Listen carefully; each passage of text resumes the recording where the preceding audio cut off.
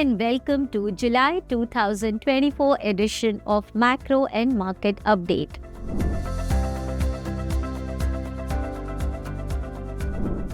We are halfway through 2024 and equities at an aggregate is faring well. Another asset class to grab investors' attention is commodities, while returns on fixed income continues to be tepid. This has happened despite a push out to US rate cuts and hence no yield benefits to the equity valuations and strong dollar which typically work against commodities. While a few other central banks have started to ease, it is the US that matters much more. In case of India, we find that any market corrections are short-lived and equity market rallies to touch a new high.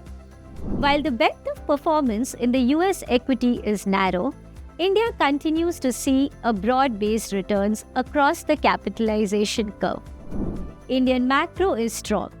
Let me highlight 5 data points: electricity generation, steel and cement consumption, bank credit and GST collection. Combined together, these indicate a good health on the business cycle. But at the same time, corporate wage growth is moderating. IT hiring intentions are weak.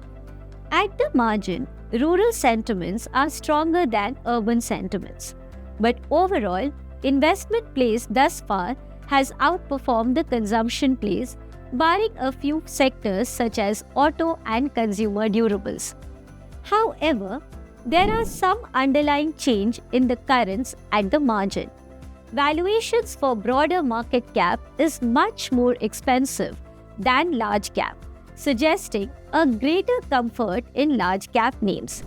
As an aside, the focus stays on stock selection and on identifying newer ideas.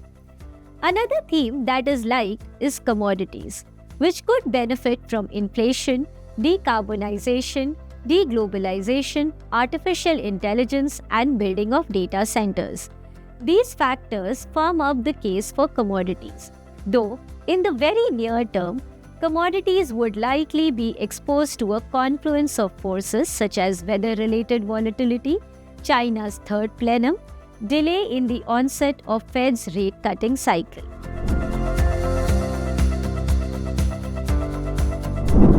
India's inclusion in the JP Morgan Emerging Market Global Bond Index was officially initiated on 28 June 2024, with 1% weight now being assigned to Indian government bonds.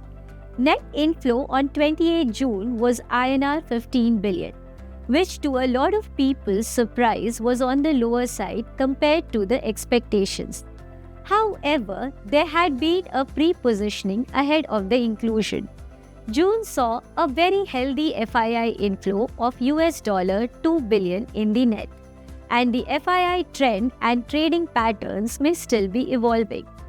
Since the date of announcement in September 2023, we have seen around $11 billion come into FAR securities and another $10 to 15 billion is expected until Q1 2025.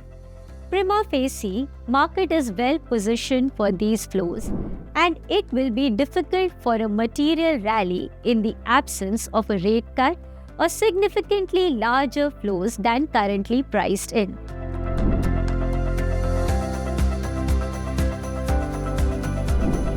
Last year, states borrowed INR 10 trillion and maintained a fiscal deficit of around 2.8 or 2.9% of GDP.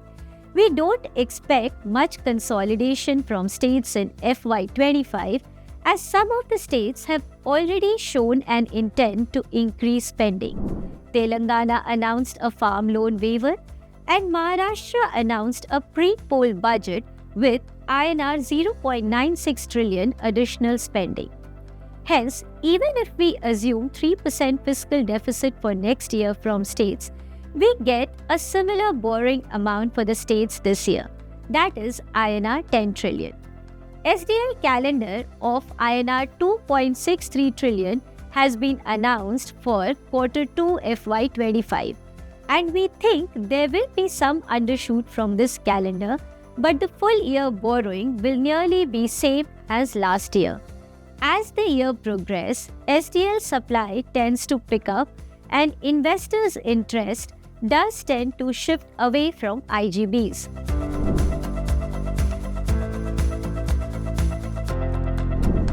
Government will place its final budget this month.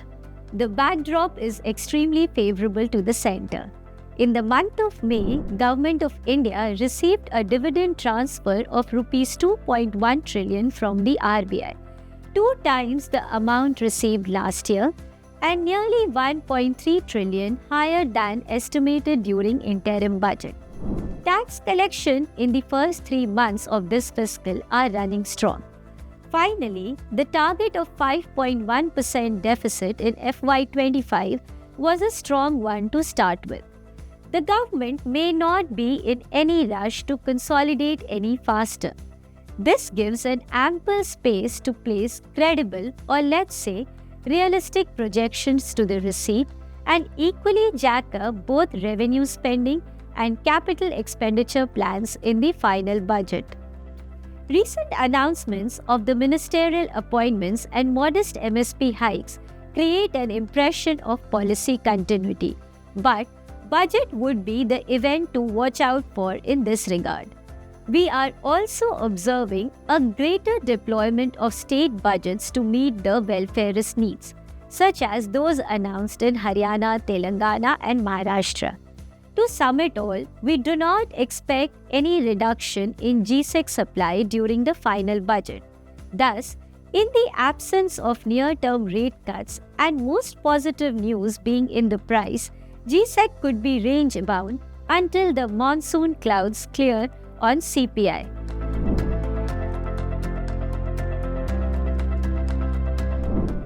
India liquidity conditions have eased by June end. Post the month-end spending and banking system liquidity are now in slight surplus. We expect government cash balance to moderate by at least 1.5 trillion in the coming months, aided by higher spending and lower T-bill issuances, helping to add to system liquidity. Thus, overnight rates could be benign.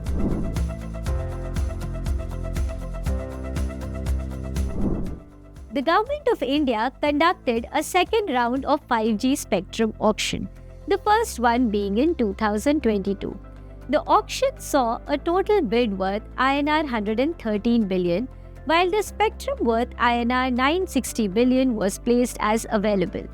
This kind of participation was widely expected given the pre-auction signaling of muted interest by big players. It is unlikely to be a material dent to the budgeted telecom receipts in FY25, as most of the revenue was projected to come from clearance of past spectrum dues and annual license fees and spectrum usage charges. Additionally, the 3 key telecom players also took a price hikes ranging from 10% to 25% in their various prepaid and postpaid plans. Some kind of hikes were long due and were widely anticipated to materialize post-general election. Yet, a plus 20% hike in some cases was a positive surprise and lent a positive fillip in the share price of these telecom players.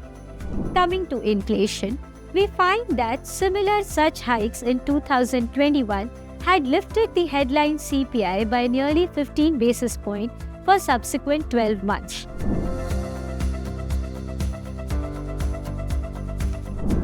Speaking of inflation, weather disturbances have also spooked vegetable prices higher. Plus, potential hikes in electricity tariffs are also being discussed in coming months.